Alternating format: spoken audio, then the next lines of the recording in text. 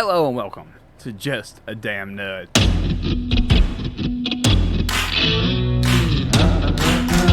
And today we're doing another video on this psychotic Microsoft, Activision, Blizzard, Sony freaking drama where every company involved can't stop bickering like some school children. So today I'm reacting to this article here by Slam Gear. I'm not gonna lie to you, this title is some fucking clickbait. Total clickbait. There actually is no big crushing hit for Xbox fans in this article. This is how you share your games on PS4. Thanks. The only thing they're talking about is the fact that the PlayStation 4 absolutely crushed the Xbox One. But everybody knew that. If we're being honest, the Xbox One was a pretty shit console. So I'm not surprised it got crushed by the PlayStation 4. Hell, the damn nerd bought an Xbox One on launch day and used it for a full year before I realized that I had made a mistake and I could get the same game on the PlayStation with better graphics.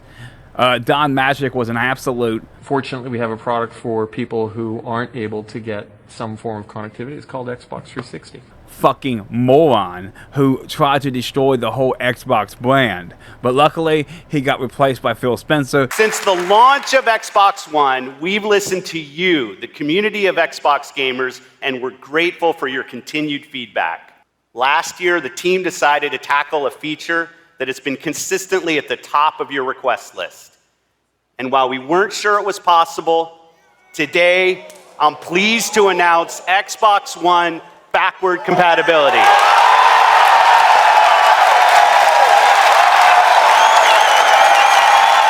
And Xbox is on the Ascension. Now, I'm not going to clickbait you guys though. I am actually going to talk a little bit about what is actually a potentially big hit for Xbox fans and Xbox in general. And that's some of the stuff out of this article here, where we can see that the UK is actually filing an antitrust investigation into the Microsoft Activision Blizzard deal, and US Senator Edith Warren, not my favorite senator by any stretch of the imagination, I actually hate her, is also spoken out against the deal. So there is a lot of opposition in the political arena for this Microsoft acquisition of Activision Blizzard, which is a little bit unfair to me because the US Senate and EU and all those other people allowed Disney to buy Fox. And I would argue Disney buying Fox is actually a far bigger deal than Microsoft acquiring Activision Blizzard. Yes, it means that if you're a Call of Duty fan who only wants to play on PlayStation, you're going to have to buy a PC or an Xbox. But just look at the damage Disney has done to Fox's properties already. Disney is an awful company that is more concerned with pushing a political agenda than making good movies. So, no, I was much more concerned with Disney buying Fox, and I am far more disappointed that Disney was allowed to buy Fox. We're going to take a little look here and see what they have to say and react to it like normal.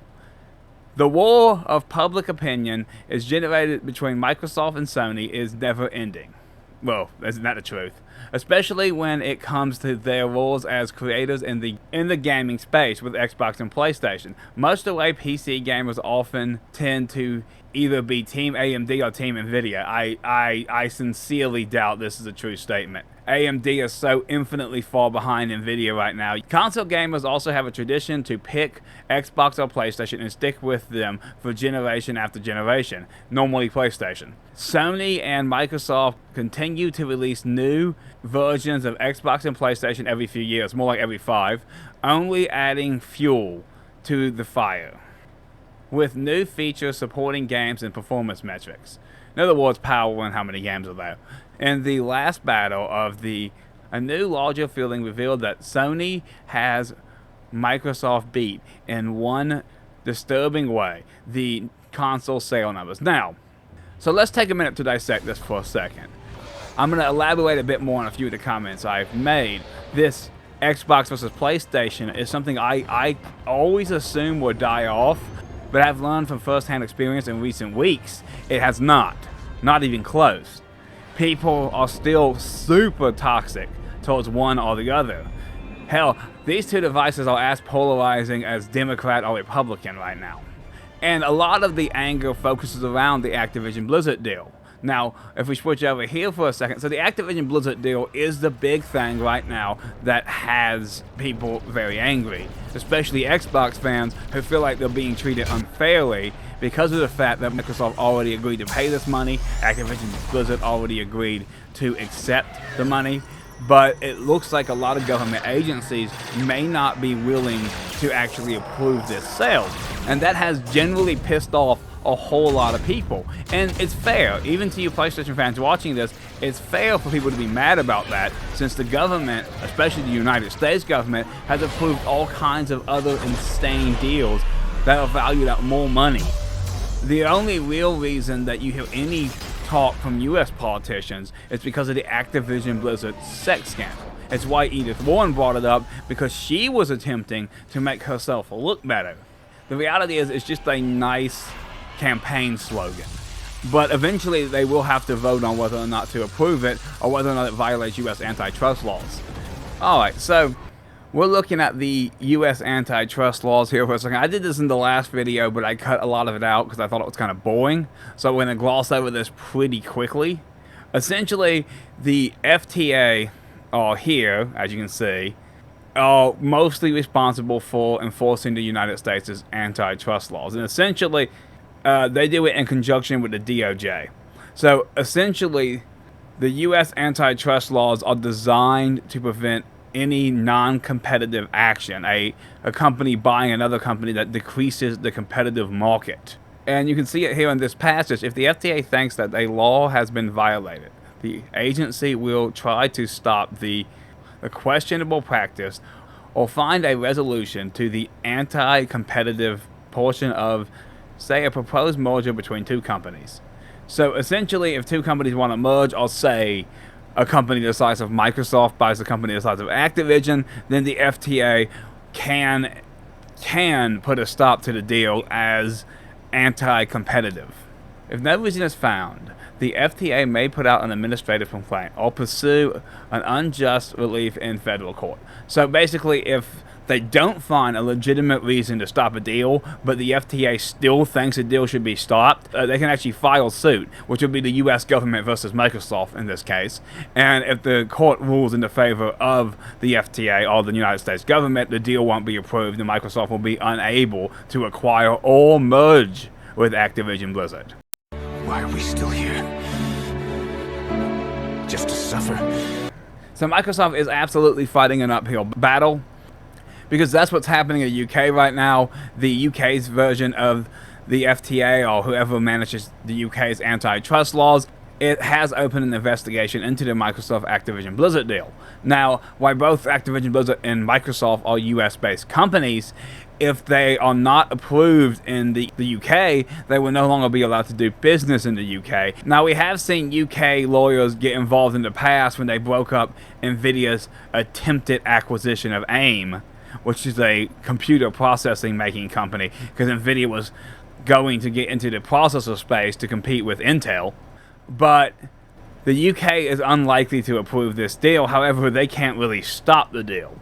AIM was a British company, and it made it so they can outright stop the deal. But they cannot outright stop this deal. They could potentially boycott Xboxes and Call of Duty, but they can't actually stop the deal. The only country that can really stop this deal is the United States. And let's be fair here, guys, before we get back to this article. As corrupt as the US government is right now, there's almost no chance this deal will be stopped. Why are we still here? Just to suffer? Now, I've said 3 separate occasions I'm in support of the deal. Now, I do have to clarify a mistake I made in my previous video. Sony is not big enough to buy EA. I had done some research on it, and I found inaccurate information. I researched it on Bing, and I found information that said EA was attempting to sell themselves for $11 billion. One of my commenters pointed out to me that EA is valued at $36 billion. So I did more research into it and figured out he was correct. EA is a $36.6 billion company. Sony's about 110. Now, theoretically, Sony could get loans and a whole bunch of other shit and mortgage a ton of shit to buy EA, which may be a good idea in the long run, but you are gambling like a full third or even as much as half of your company to buy another one, meaning if the deal didn't work out, Sony would be up a creek. So Sony literally just cannot afford to really compete with Microsoft if they're going to be throwing around that massive bank account of theirs. So let's continue with this article about Xbox fans taking a big hit, which, like I said, this title was clickbait, but I made sure to you guys that my title is not. Xbox and PlayStation consoles compete against one another in a variety of ways. This includes paid subscription services like Game Pass or PlayStation Plus, and many players tend to swear by one or the other instead of getting both. Before I continue, I don't know that this is true. I switched to PC at the beginning of this generation. Every generation before it, I was a console player. I definitely had a predilection to Xbox, but I always had every single console on the market and every game I wanted to play. So I don't know how many people are sticking to one or the other. I feel like people do have a preference. I mean, I had both, but my preference was Xbox back then. And then after the PS4 came out, my preference switched to PlayStation. And looking at the two next-gen consoles, I haven't used either one, so I have no honest preference right now. Continuing, that's not unreasonable at all. After all, these gaming consoles are expensive. Not really. Not in modern society when a cell phone is $1,400. Is $400 or $500 really that much money for a gaming console? So I don't really think of them as that overly expensive, if I'm being honest. And there are plenty of titles that offer cross-platform play, such as Fortnite, Call of Duty, and Apex Legends, and it's increasing, which is true. I'm not sure that the cross-platform play argument is fair. I mean, you don't have to buy an Xbox anymore to play Call of Duty with your friends, but you do still have to buy an Xbox to play Halo, although 343 has made it so you probably won't want to buy an Xbox to play Halo. The whole gloss over here, guys, is the real reason Microsoft is buying Activision Blizzard is because 343 is so unbelievably bad at their job. They have made Halo an average franchise. It is no longer a console mover for Microsoft, and Microsoft has more or less given up on Halo ever returning to what it was when Bungie managed it. So instead, they're acquiring more studios. They bet the farm on Halo when Don Matrick let every single Xbox studio go, because Don Matrick was a fucking moron. And when he let every single Xbox studio go, they gambled the whole farm on 343 and Halo. They would still have that killer title that forced you to buy an Xbox, but 343 has eroded Halo so much that nobody is buying a console to play it. Plus, now Halo comes out on the PC day and date, so there is no real reason to buy an Xbox just to play Halo anymore. Continuing. With that said, there are still some console-specific exclusives that might tip a customer into the decision to buy an Xbox or a PlayStation. Okay, so I've been rambling a lot doing this one, but yes, that is the whole reason Microsoft has attempted to acquire Activision Blizzard, is because in spite, I've said this before and I'll probably end up saying it again at some point, in spite of the claims by Microsoft themselves, Call of Duty will eventually be removed from the PlayStation if Microsoft's acquisition of Activision Blizzard is approved. Also, Diablo will be removed from the PlayStation. I would expect to see some version of StarCraft on console because Microsoft will want an Xbox version of that game. You'll see a big difference in management and the way Activision Blizzard releases games. You probably will still get a Call of Duty game every year, but with more man support and more manpower to allow more time to polish, because Microsoft has a vested interest in these games being 9s and 10s, because that's what sells consoles. When you see IGN put a 10 up on the screen, it makes you want to go buy an Xbox because you feel like it's a great game. Let's continue. Whatever the reason, it seems that the generation of consoles that concluded Xbox One and PS4 gamers were more inclined to choose PlayStation than Xbox. Well, I don't like the way this is written. They're more inclined to choose PS4 over Xbox One because people are just buying the best console, which tends to be what happens anyway. According to their aforementioned following, Sony sold a lot more PS4 units than Xbox One did. He's fucking the captain's daughter! Yeah! And then here's the clickbait title. So the rest of this is a large amount on just sale numbers, and if you don't know what they are, the PlayStation 4 sold 117 million copies, the Xbox One sold about 60. So it's about a 2-to-1 advantage for Sony. And no one is truly surprised by that. The Xbox One was not a good console. I've already covered Don Matrick's time and how bad of a job he did running Xbox. However, if we forget about the shit we don't care about now, we do see some very bright lights. We're going to end this video with some very bright lights for Xbox fans, because what we see is the Xbox Series consoles is now Microsoft's fastest selling consoles of all time.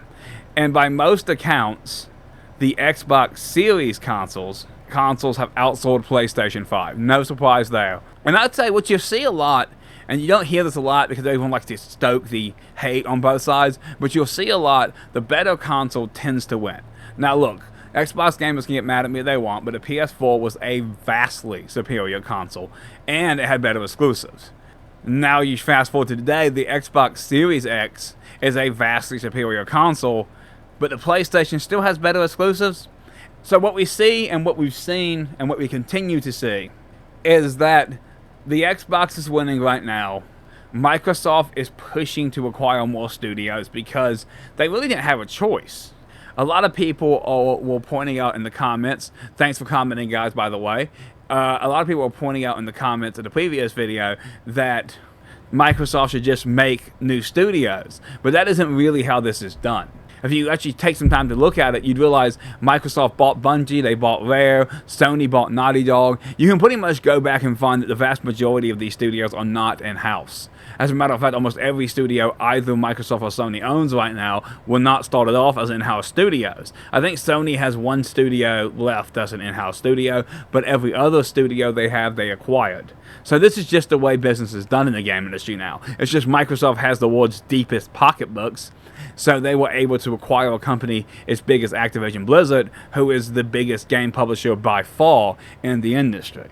Alright guys, I think I've rambled on long enough. If you haven't already, hit that subscribe button. It means a lot. Thanks for watching the video. I hope that you guys enjoyed it. If you guys have more topics or news articles you think I should react to, let me know. And as you guys already know, I hope you guys come back soon. I appreciate you. Thanks guys, and this is The Damn Nerd, signing off.